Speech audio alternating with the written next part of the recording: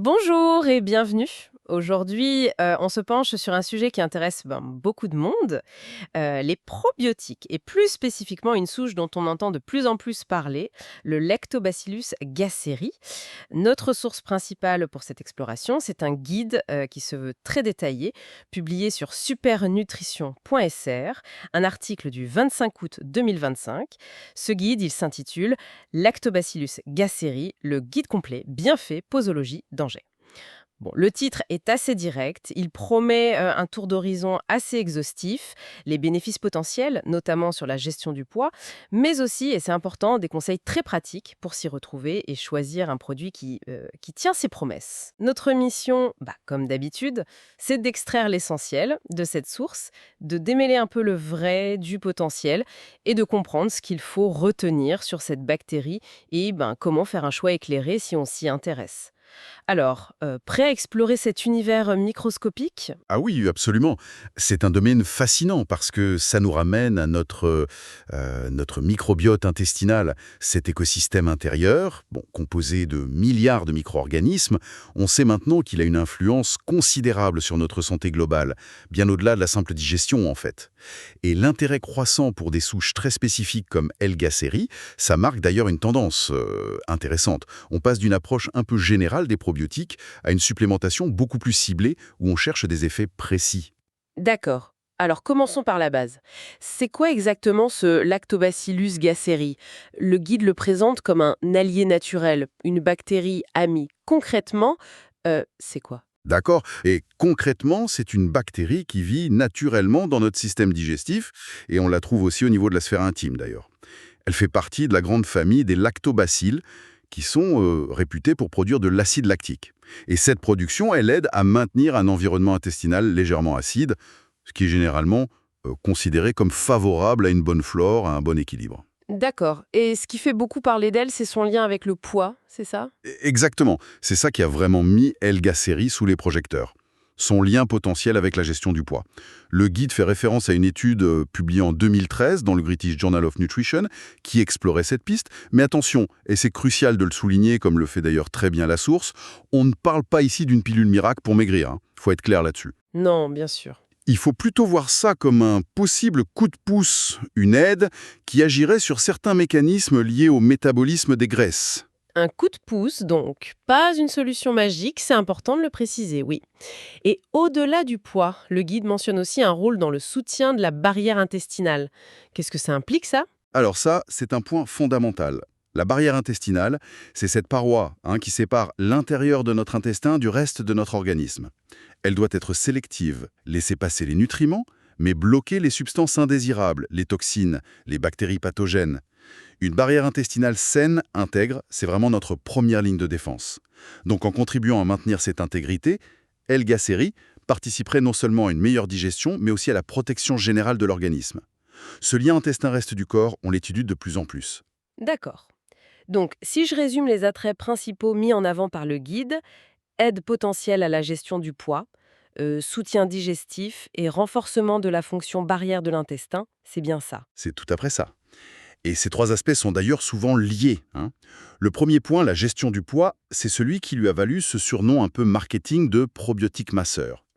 Des recherches, comme celle de 2013, ont observé une tendance à la réduction du poids corporel et, fait intéressant, plus spécifiquement de la graisse abdominale chez les personnes supplémentées par rapport à un placebo. Mais le guide insiste lourdement, et c'est normal, ces observations se font dans le cadre d'un mode de vie sain. Alimentation équilibrée, activité physique. Sans ça, bon. Oui, logique. Il ne faut pas attendre de miracle. Et pour le soutien digestif? Alors ça, c'est le rôle plus classique, on va dire, qu'on attend des probiotiques. En participant à l'équilibre de la flore intestinale, El Gasseri peut contribuer à un meilleur confort digestif. Le guide évoque par exemple un intérêt potentiel pour les personnes qui souffrent de troubles fonctionnels intestinaux, comme le syndrome de l'intestin irritable, où on suspecte souvent un déséquilibre de la flore. Il s'agit d'apaiser, de régulariser en quelque sorte. Mhm.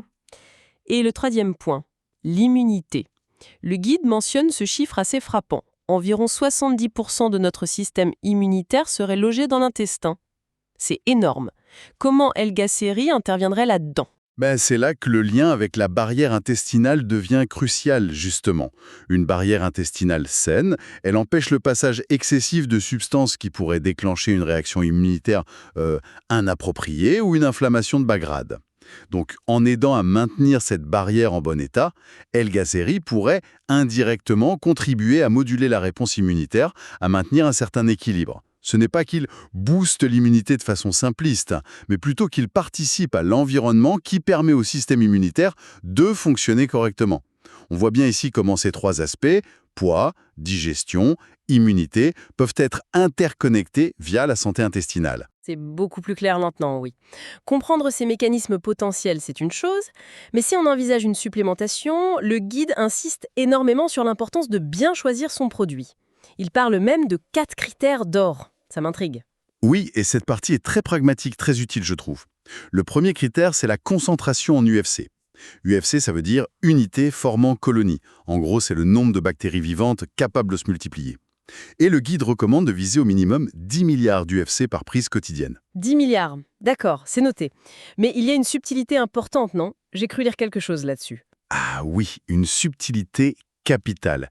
Ce nombre, 10 milliards ou plus, il doit être garanti jusqu'à la date de péremption du produit, pas juste à la fabrication. Beaucoup de fabricants indiquent la quantité au moment où ils fabriquent le produit. Mais les probiotiques, ce sont des organismes vivants. Ils peuvent mourir avec le temps, la température, l'humidité. Ah, d'accord. Donc, une garantie à la date de péremption, ça assure qu'on ingère réellement la dose prévue quand on prend le produit. C'est un vrai gage de sérieux du fabricant. La dose journalière conseillée dans la source, d'ailleurs, elle se situe entre 10 et 20 milliards d'UFC. D'accord, très clair. Critère numéro 1, concentration garantie à péremption. Quel est le deuxième critère d'or? Le deuxième, c'est la protection de ces petites bactéries pendant leur voyage dans notre système digestif. Et plus précisément, la gélule qui les contient. Le guide est catégorique là-dessus, il faut une gélule gastro-résistante. Pourquoi? L'estomac, c'est un milieu extrêmement acide, hein. C'est fait pour dégrader les aliments et tuer les microbes. Oui, Donc, sans protection spécifique, une grande partie des L-Gacéries qu'on avalerait seraient détruits par cette acidité avant même d'atteindre l'intestin, là où ils sont censés agir. La gélule gastro-résistante, elle, est conçue pour ne se dissoudre que dans l'intestin, où l'environnement est moins acide. ça semble logique, en effet. Sinon, on achète des bactéries, mais elles n'arrivent jamais vivantes là où il faut. C'est un peu dommage. Troisième critère alors. La pureté de la formule. Là, le guide recommande de privilégier une liste d'ingrédients la plus courte et la plus claire possible. Il met en garde contre la présence d'additifs qui peuvent être controversés ou simplement inutiles. Il cite par exemple le stérate de magnésium qu'on utilise souvent comme anti-agglomérant ou les colorants. Idéalement, on recherche une formule sans OGM, sans gluten, sans lactose, pour que ça convienne au plus grand nombre et pour éviter des réactions non souhaitées. La mention fabrication française est aussi évoquée comme un indicateur potentiel de respect de normes de qualité strictes, même si ce n'est pas une garantie absolue en soi. Une formule épurée en somme, simple et efficace. Et le quatrième et dernier critère d'or. C'est la synergie. Le guide suggère de rechercher une formule qu'on appelle symbiotique. Qu'est-ce que ça veut dire? Ça signifie qu'elle contient non seulement le probiotique, LGA-série, mais aussi des prébiotiques. Ah, les prébiotiques, j'en entends parler aussi. C'est quoi exactement leur rôle ici? Les prébiotiques, c'est en quelque sorte la nourriture des probiotiques. Ce sont généralement des fibres, comme l'inuline, qu'on trouve dans la chicorée par exemple, que nos propres enzymes ne digèrent pas. Mais ces fibres nourrissent sélectivement les bonnes bactéries dans l'intestin, donc elles les aident à bien s'installer, à proliférer. D'accord. Donc on donne non seulement les ouvriers, les probiotiques, mais aussi leur boîte à outils et leur casse-croûte avec les prébiotiques? C'est une excellente image, oui. C'est exactement ça. Cette approche symbiotique, elle vise à optimiser les chances de succès de la supplémentation. Le guide mentionne aussi que l'association de L-Gacéry avec d'autres souches probiotiques, par exemple un bifidobacterium, comme Bifidobacterium longum, pourrait être intéressante. Ça permet d'élargir le spectre d'action et de favoriser un équilibre plus global de la flore. C'est vraiment intéressant. Ces 4 critères, concentration garantie, gélules gastro-résistantes, pureté et synergie prébiotique, ça donne une grille de lecture très utile pour évaluer un produit avant d'acheter. C'est très concret. Tout à fait. Et si on prend un peu de recul, on voit bien que chaque critère répond à un défi biologique ou technique précis en fait. La garantie des UFC, ça lutte contre la dégradation naturelle des bactéries, la gastrorésistance, ça contre l'acidité gastrique, la pureté, ça évite d'introduire des éléments potentiellement perturbateurs, et la synergie, ça vise à améliorer l'implantation et l'activité de la souche dans l'intestin. C'est une approche assez réfléchie finalement. Bien compris. Bon, maintenant, abordons une question essentielle, la sécurité. Est-ce que prendre du Lactobacillus gasseri, ça présente des risques, des dangers, des effets secondaires notables? Le guide a l'air plutôt rassurant sur ce point. Effectivement, la source qualifie L-Gasseri d'exceptionnellement bien tolérée. Elle s'appuie notamment sur une publication de 2011 dans la revue Beneficial Microbes. Et la raison principale de cette bonne tolérance, elle est assez simple. C'est une bactérie qui fait déjà partie de notre microbiote naturel. On ne fait que renforcer la présence d'un habitant déjà connu, on n'introduit pas un corps complètement étranger. Oui, mais on entend parfois parler de petits désagréments au début d'une cure de probiotiques, des ballonnements, ce genre de choses. Oui, oui, et le guide en parle. Il mentionne la possibilité d'une courte période d'adaptation digestive qui peut durer quelques jours. Ça peut se traduire par de légers symptômes comme des gaz, des ballonnements ou un transit un peu modifié. Mais fait intéressant, la source suggère de ne pas forcément s'en inquiéter. Au contraire, ça pourrait être vu comme un signe que le microbiote est en train de réagir, de se rééquilibrer sous l'effet des nouvelles bactéries. C'est le signe que quelque chose se passe, quoi. Ah, c'est une perspective intéressante en effet. Ne pas voir ça comme un problème, mais comme une adaptation. Et concernant des craintes plus spécifiques, j'ai déjà entendu des gens craindre que les probiotiques fassent grossir, par exemple, ou qu'ils donnent des problèmes de peau. Qu'en dit le guide? Alors, le guide est très clair là-dessus. Premièrement, aucune étude n'a montré de lien entre la prise de L-Gasseri et une prise de poids. Absolument pas. Au contraire, comme on l'a vu, tout l'intérêt initial vient de son potentiel étudié pour la gestion du poids. Deuxièmement, aucun effet indésirable spécifique sur la peau n'a été rapporté dans les études qui sont mentionnées. La seule population pour laquelle une précaution est systématiquement rappelée, et c'est logique, c'est celle des personnes très immunodéprimées. Par exemple, les personnes sous traitement immunosuppresseur lourd ou atteintes de certaines maladies graves. Pour ces personnes, comme pour toute supplémentation d'ailleurs, l'avis d'un professionnel de santé est indispensable avant d'envisager quoi que ce soit. D'accord, c'est une caution de bon sens, effectivement. Le guide va même plus loin et explore aussi des pistes de recherche pour des applications plus spécifiques, notamment pour deux conditions qui touchent beaucoup de femmes, l'endométriose et la ménopause. Qu'est-ce que la source nous dit là-dessus? C'est assez ciblé comme recherche. Oui, ce sont des domaines de recherche émergents, mais qui semblent prometteurs. Pour l'endométriose, on sait que c'est une maladie inflammatoire chronique. Et parallèlement, la recherche établit de plus en plus solidement un lien entre le microbiote intestinal et l'inflammation systémique, c'est-à-dire l'inflammation générale dans le corps. L'hypothèse explorée, et rapportée par le guide, c'est que L-Gasseri, en contribuant à un meilleur équilibre intestinal et à l'intégrité de la barrière, pourrait potentiellement aider à moduler ce terrain inflammatoire général. Mais attention, il faut être très clair, ce n'est absolument pas présenté comme un traitement de l'endométriose. C'est une piste de soutien potentiel, un complément aux approches médicales classiques. Ça soulève vraiment la question fascinante de cet axe intestin-inflammation et de son rôle dans diverses pathologies. C'est une perspective vraiment intrigante, oui. Et pour la ménopause, quel serait le lien? Alors, la ménopause, ça s'accompagne de changements hormonaux majeurs qui peuvent affecter le métabolisme. Beaucoup de femmes constatent une tendance à prendre du poids, ou plutôt à voir la graisse se stocker différemment, souvent au niveau abdominal. Le guide, en citant une publication de Milk Science de 2022, qui portait spécifiquement sur la souche L. gasseri SBT 2055, rapporte que cette souche est étudiée comme un soutien potentiel pour aider à gérer ces changements métaboliques durant cette période de transition. Là encore, il est bien précisé que ça s'inscrit dans une approche globale, alimentation adaptée, activité physique. Ce n'est pas une solution miracle isolée, mais une aide potentielle pour traverser cette période plus sereinement sur le plan métabolique. Très intéressant de voir comment la recherche essaye vraiment de cibler des besoins aussi spécifiques. C'est encourageant. Bon, pour être tout à fait complète, passons rapidement sur les questions pratiques abordées dans le guide. On a déjà parlé de la posologie, entre 10 et 20 milliards d'USC par jour. Quand est-il conseillé de le prendre? Alors, le guide suggère une prise le matin, environ 20 minutes avant le petit déjeuner. L'idée derrière ça, c'est que l'estomac serait moins acide à jeun, ce qui donnerait une chance supplémentaire aux bactéries de survivre au passage gastrique, même avec une bonne gélule gastro-résistante. C'est une sorte d'optimisation. D'accord, à jeun le matin. Et est-ce qu'on peut obtenir suffisamment de L-gacérie juste en mangeant des yaourts ou d'autres aliments fermentés? C'est une question qu'on se pose souvent. Oui, c'est une question fréquente. Et la réponse du guide est plutôt non. Si on vise un apport vraiment ciblé et quantifié comme celui d'une cure, les aliments fermentés, c'est excellent pour la santé. Ça contient des probiotiques variés, c'est sûr, mais rarement la souche L-gacérie en particulier, et encore moins dans les quantités de plusieurs milliards d'UFC qui sont nécessaires pour obtenir les effets observés dans les études. Donc, pour un objectif précis lié à L-gacérie, un complément alimentaire est jugé plus fiable et plus concentré par la source. Compris.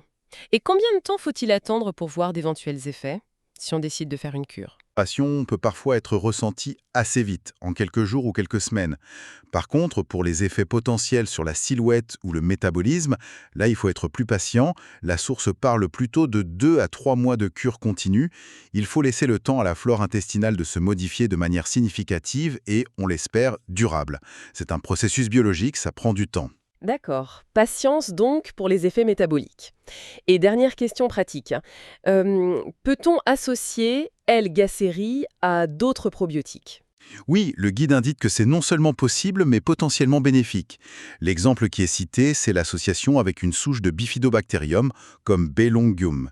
L'idée, c'est de créer une synergie, d'agir sur différents aspects de l'équilibre intestinal, de diversifier les bonnes bactéries en quelque sorte. Très bien. Et juste pour ressouligner un point crucial qui est martelé à plusieurs reprises dans la source, y compris à la fin de ses aspects pratiques, la nécessité de consulter son médecin ou un professionnel de santé avant d'entreprendre une cure de compléments alimentaires, quel qu'il soit d'ailleurs. C'est vraiment une précaution de base, surtout si on a des conditions médicales préexistantes ou si on prend d'autres traitements. C'est essentiel. Message reçu et c'est un rappel important. Alors, si on essaie de synthétiser un peu tout ça, on a exploré en profondeur ce guide sur Lactobacillus gasseri. C'est une bactérie probiotique qui vit naturellement en nous, mais dont une supplémentation est étudiée pour des bénéfices potentiels sur la gestion du poids, le confort digestif et le soutien immunitaire. Tout ça principalement via son action sur la flore et la barrière intestinale. Et on a vu que le choix d'un complément, c'est pas anodin et qu'il faut être attentif à des critères précis, la garantie de la concentration en UFC jusqu'à péremption, la présence indispensable d'une gélule gastro-résistante, la pureté et la formule, et puis l'intérêt d'une approche symbiotique avec des prébiotiques. J'ai bien résumé? C'est une excellente synthèse, oui. Exactement. Cette exploration, elle met bien en lumière le potentiel d'une approche plus ciblée de la supplémentation en probiotiques. Cependant, et c'est essentiel, il faut garder une perspective globale. Comme le souligne très bien la source, une supplémentation, même si elle est bien choisie, ça ne remplace jamais les fondamentaux. Une alimentation variée, équilibrée, riche en fibres, qui sont, rappelons-le, des prébiotiques naturels, une bonne hydratation, une activité physique régulière et une bonne gestion du stress. Les probiotiques, c'est un outil potentiel dans une boîte à outils beaucoup plus large pour prendre soin de sa santé. Et puis la recherche sur le microbiote est incroyablement dynamique. On peut s'attendre à de nouvelles découvertes sur les rôles spécifiques des différentes souches et leurs interactions complexes dans les années à venir. Ça n'arrête pas. C'est vrai que c'est un domaine passionnant. Et pour laisser peut-être une dernière réflexion, en voyant comment ce guide relie notre microbiote intestinal à des aspects aussi divers que le métabolisme des graisses, notre immunité et même l'inflammation chronique impliquée dans des maladies comme l'endométriose, ça pousse à s'interroger, non? Quelles autres connexions, peut-être encore plus surprenantes, entre cet univers microscopique qui nous habite et notre santé physique, voire même mentale, la science découvrira-t-elle demain? C'est une invitation à considérer l'importance, peut-être encore sous-estimée, de chouchouter activement notre microbiote au quotidien. Qu'en penses-tu? C'est une excellente question ouverte et très pertinente. Ça ouvre des perspectives fascinantes. Et pour revenir sur Terre après cette réflexion, on termine en réitérant le conseil de prudence fondamentale du guide, celui qu'on a déjà mentionné. Avant de commencer toute supplémentation, parlez-en à un professionnel de santé. C'est vraiment la meilleure garantie pour une démarche qui soit à la fois éclairée et sécuritaire.